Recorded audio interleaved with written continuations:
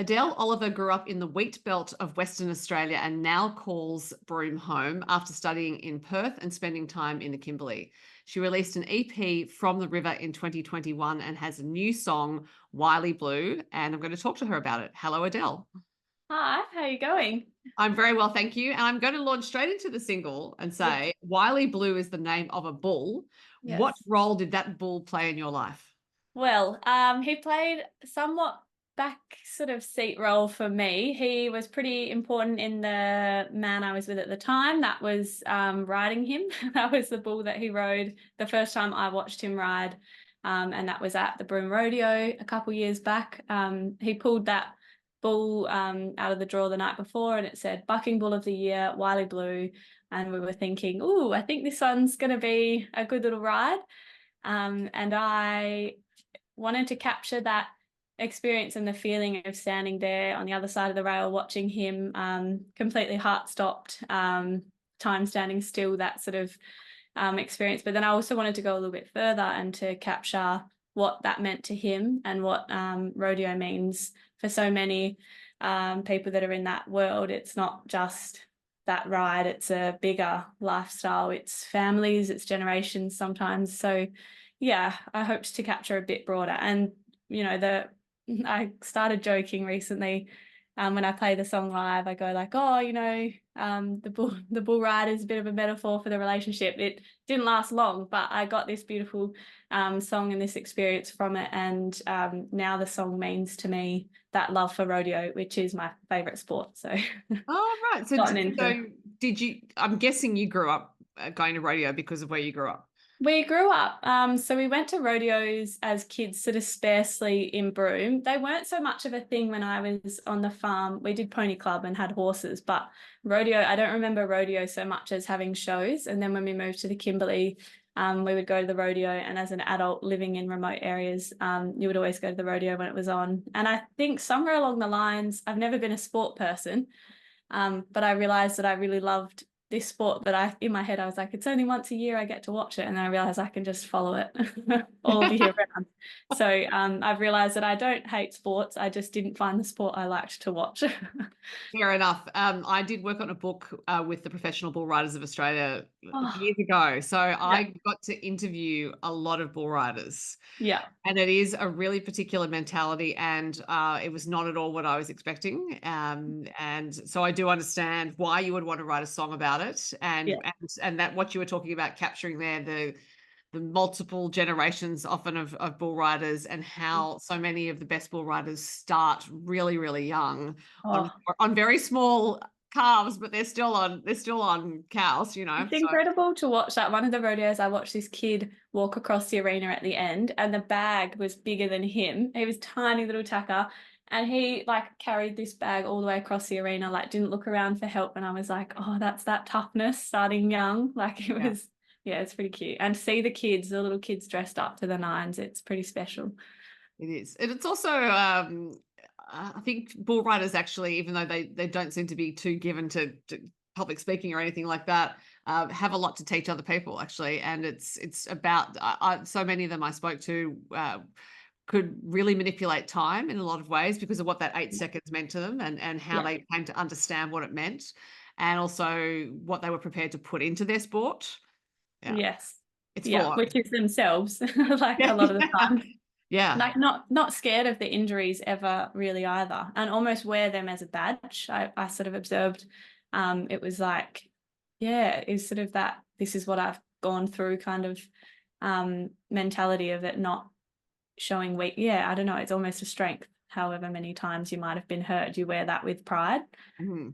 Yeah, to a It's degree. completely nerve-wracking watching it, though. And that's just for me as a spectator. So I can't imagine what it's like when you actually have some skin in the game, so to speak. Yeah, it took me by surprise, I think, because I wasn't really thinking that it would be hard to watch. And I think to all the women that do it regularly, I only watched him in a couple rodeos, and I haven't since sought out a bull rider as a partner. But I think about the women who watched their men or their women constantly, and that would, I don't know, I don't know if it gets easier. I can't imagine it would. But even things like camp drafting, and when you're Oh, watching sports like that, yeah. still a fair bit of risk involved. Same with all of the rodeo sports. Much. So how long was it after you saw that ride, or after you met Wiley Blue, that you wrote the song? It definitely, it was floating around that weekend. The line "Everybody Wants to Be a Cowboy" was sort of being thrown around as we watched everyone in town in their crisp Western shirts, because it brings, the weekend in Broome is our race weekend. It's huge, and it brings all these people in that are maybe country folk, station workers, but also just that are there for the rodeo and, you know, dressing the part. And so that sort of line started to be thrown around, and I thought that had a bit of a ring to it, that everybody wants to be a cowboy. And it probably was finished after a couple months I wrote the song. So I never really sat down and was like, I'm going to write this. It just, these lines were floating around, and I remember him saying, like, there's a ring to it, you know, like there's a song in there. So I think it came out quite naturally over a couple months. Yeah, right. Yeah. You are no stranger to thrills and spills of other sorts, though, because you grew up around car racing and speedways. Yes, I was on the sidelines of that sport as well. So my brother and my dad, I was very much helping out building the cars after school. Maybe not so much building the cars. I was bleeding the brakes, handing the tools, always there around, but I never got to have a chance behind the wheel. I remember a lot of the times me and my other sister would say, "Okay, Dad, like, when's it our turn?" And he'd be like, "Yep, be at the speedway track every Saturday." And it was like, it was too, Oh, for a no. teenage girl, it was too much commitment for me at the time, but I was always there, and we were a part of it in another way. At what point did you realize that you were not going to be driving those cars and just to let it go? I think I definitely reckon by the time I hit like year 10 at school, I decided it was uncool. And I was like, oh, I don't want to go to the speedway anymore. And we used to be dragged there by mum on a Saturday night. And just, you know, you would then start to do the classic teen thing of walking around and sort of edging further and further away from the speedway track. Not quite being delinquent, but just looking for other things happening. And then I sort of, after I moved away from that uncool high school thing, as an adult, went back to really enjoying watching Dad and my brother race. And Dad only really took his helmet off for good maybe a couple years ago, and he's in his 60s. So yeah, he really, with pride, he made sure he like raced as long as he could. Yeah. So adrenaline's in the family then. Yeah, yeah, I reckon. Definitely. Well, and also you mentioned riding horses, and you still do that from what I understand. That Yeah. comes with its own adrenaline and risks as well, because even when you're an experienced rider, horses are animals, and they have their own will and they can do anything. Yeah, they definitely can. I do have many of those memories as a kid. Things not quite going right. As an adult coming back to it, I'm entering back into the world really carefully, because I know that these bones will take a fair while to heal. So yeah, Right. I trying to kind of be conscious um of that, and take it at a bit of a different angle. Like, I think as kids we just wanted to jump on and like scoot around, whereas I'm thinking more about how do I actually learn the right way of doing things, and to kind of go slower and do things properly. So Right. definitely. So lots of interesting things that Yeah. inform you as a person and as a songwriter, I would imagine. So then we come to music. When did music come into your life? I think it was always there, but mum used to say that me and my sister would be harmonizing in the back of the car and always singing. I think when I realized that maybe songwriting and performing was something I liked doing was high school.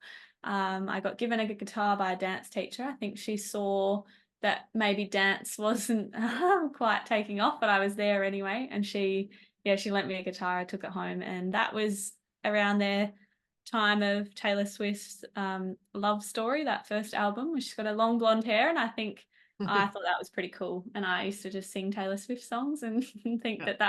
that would be pretty groovy. And then I started to find a bit more of a voice as a songwriter, and started to seek out other songwriters that also inspired me. And at the time it was a lot of Australian women and Australian songwriters that were really inspiring me. Who in particular? Definitely Missy Higgins. She her Sound of White album was pretty important to me. Casey Chambers as well. I remember back, that was in the day where you listened to the whole CD, that Barricades and Brick Walls CD. Me and my brother would be sitting in front of the CD player listening to it. And then the Waifs and the Pigram Brothers, they were from Broome. So Troy Cassadaly, there's a bunch. Yeah, the whole CD, when the artist could put a story together and you'd follow it. And you know it by track. Yeah. Like, oh, I want to skip that one, but I want to get to this one. But yeah, it was, I still listen to full albums on my Spotify's full albums downloaded, because that's the way I still enjoy listening to the story around the album. Yeah. So when you were forming your singing voice, we all, learned to sing by listening to other singers and mimicking them to an extent. Were there any artists in particular that you thought, that's right for my voice, and I'm going to, at least in the beginning, sing like that? Yeah, I reckon Missy. I think that voice was a voice that I guess it was that Australian accent as well that she didn't shy away from. And she has that like quite a clear, crisp voice. And I think I was like, I want to make mine sound like that. I was also listening to, I was listening back to some older recordings of me, and I think Angus and Julia Stone must have had an impact, because there was some sort of element of me singing a little bit like them. And I was like, oh, I didn't realize I was doing that. So I think that there was a few. And Vicky Thorne, incredible voice, vocals. Yeah. So I would say that was them. So you're playing guitar and you're singing and starting to write some songs. At what point did you start playing gigs? I started playing gigs probably when I was at uni in Perth. I was in this all girls until we let a boy join, a little band called the Vindells. We were Vari, Erin and Adele, and we used to sing so like real folky harmonies, and started sort of writing songs and playing around Freo. And I really loved that time. That was really special, just getting to sort of have that taste for performance and playing with other people. And then when I moved to Fitzroy Crossing and then back to Broome, I really started to engage with like the Broome and then the WA music scene a little bit more. So I think it was a steady, and it has been a steady journey for me, in that each year I do more and more and more. And I start to realize that this music is not just a passion and a fulfilling aspect of my life, but something that I have to do, because I notice when it starts to get put to the side, I start to question a lot more about life around me. And when I'm actually focused and doing music actively, I'm a lot more understand. Maybe it's the purpose, I don't know, but it feels like I get what I'm meant to do. Yeah. Well, and there's also that, I suppose, points to the importance of creative practice in life in general. It's like when you don't have that outlet, and it's not necessarily writing a song, it can be singing someone else's song, but obviously expressing that, you realize is fundamentally important to you. Yeah, and to everyone's mental health, and mine in particular. I've realized that over the years. So when you were in Perth and you were playing in the Vindells, as you said, you were not studying music though at uni? No, I wasn't studying music, and it was, I don't know, I guess I've thought about this from time to time, being like, I wish I had studied music, but then it obviously wasn't my journey. I was told, like so many other young kids, that you don't make a living off music and do something practical, and maybe I'm just a little bit people pleaser and took all of that on and thought, all right, well, I love music, what's the next thing I love? And I'm really interested in health. I was at the time, still am, population level health, so I did a health promotion degree. But the good part of the story is that while I didn't study music and I did that health promotion degree, that degree ended up landing me in this job in Fitzroy Crossing, which was a social emotional wellbeing job using music for wellbeing. So I would never have gotten that job had it not been for the health degree, and that job basically launched me into this area of my life where I really knew that music was something I loved. I saw the healing benefits of music and songwriting and everything that it can do when you do it in a way that you're engaging in the industry, and even when you just do it because you're telling your story. So I think it was a roundabout way of getting into music through a health degree, but it still got me there.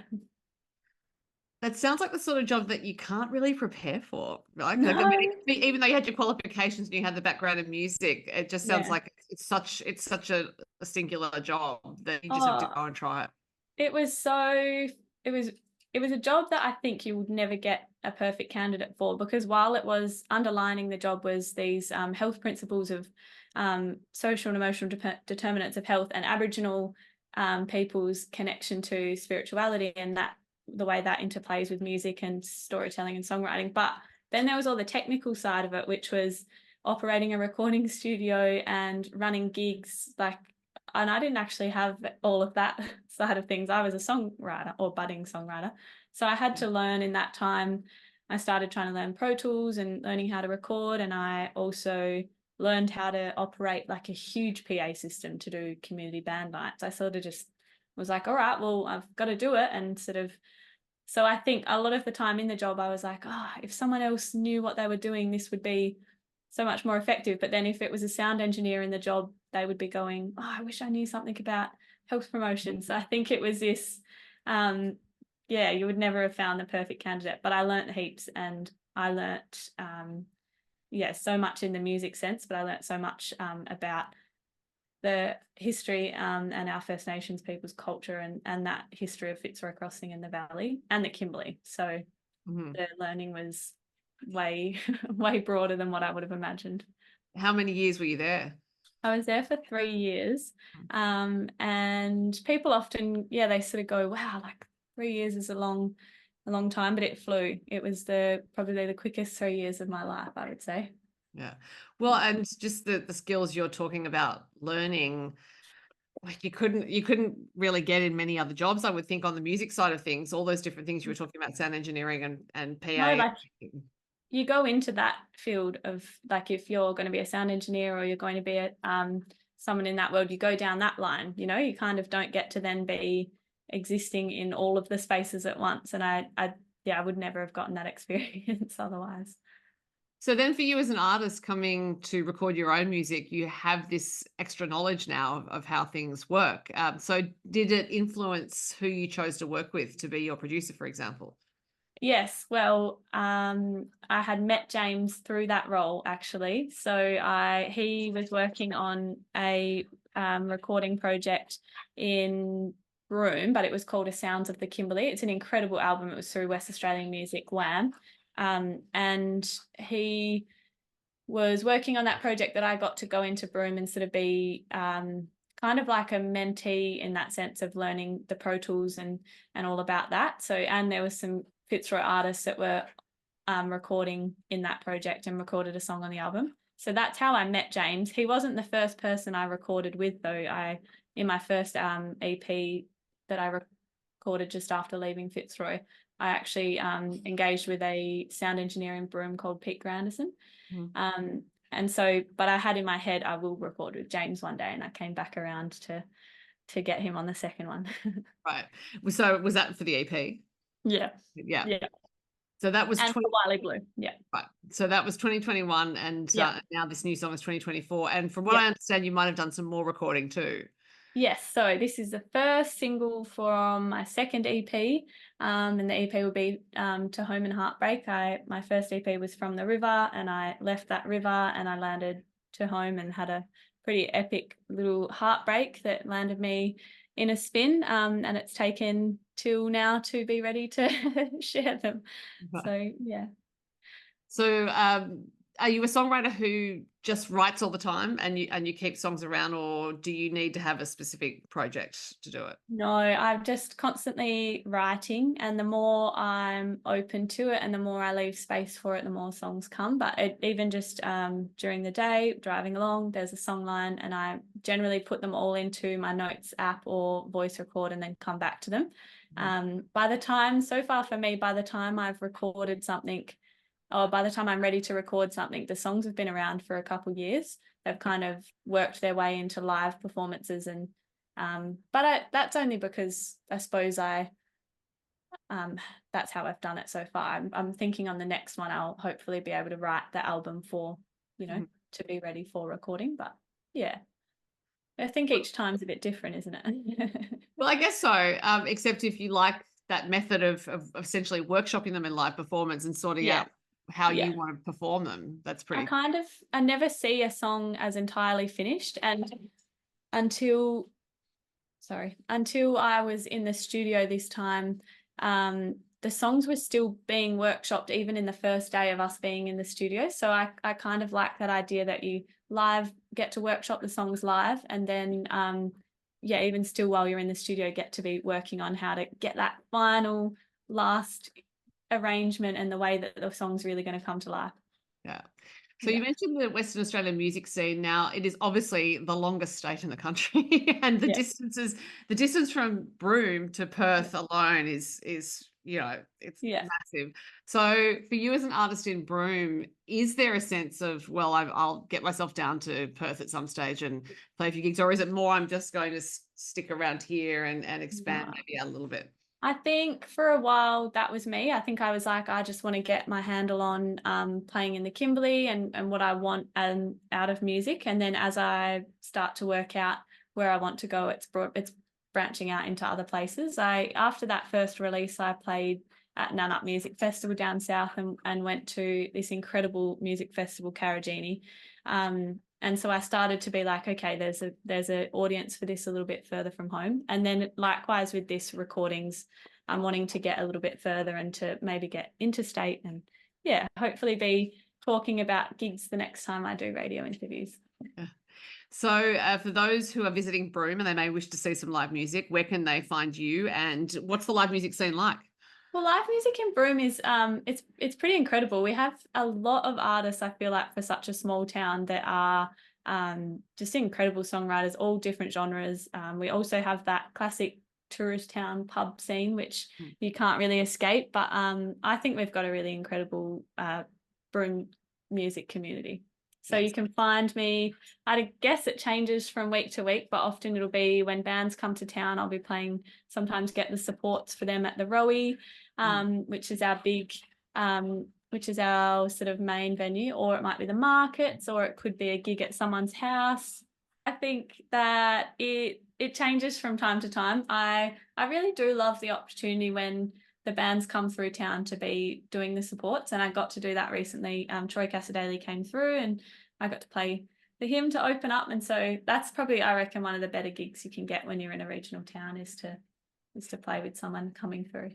Absolutely. But also, I imagine it requires you to be on top of who's coming through and be able to make those connections. Yes, exactly. And that sometimes happens by chance.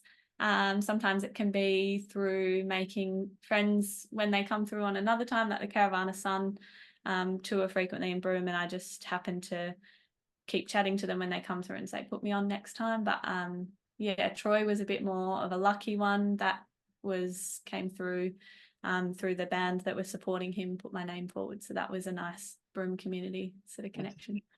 Yeah. So these days, do you think of yourself primarily as a songwriter, primarily as a singer, or both? I reckon both.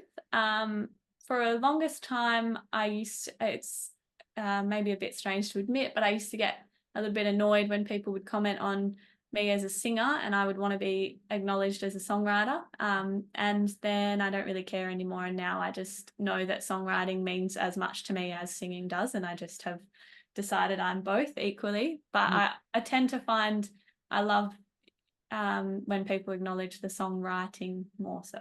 Well, you're definitely a great storyteller in your songs, but you also have this beautiful voice. So I would say Thank you. both. Can I be both? Hopefully. So as you look ahead to, you have this EP coming, are you going to release the songs as singles first? Yes, I'm going to do them maybe as a couple more singles, so Wiley Blue and then another one in another few months, and then just try and get the most out of the singles. I think tends to be a good way to do it, and then have the EP out hopefully by start of next year or early next year. But I want to tour on the next releases a little bit more, and so be playing further. Well, for anyone who is visiting Broome, they can find you at the places you mentioned, and I will keep an eye out for an East Coast tour, and in the meantime, be listening to your songs, and I'm going to let you go and feed your hungry dog, Dolly. So sorry about that, little pest. That's quite all right. Adele, it was lovely to talk to you. Thank you. It was so good to talk to you.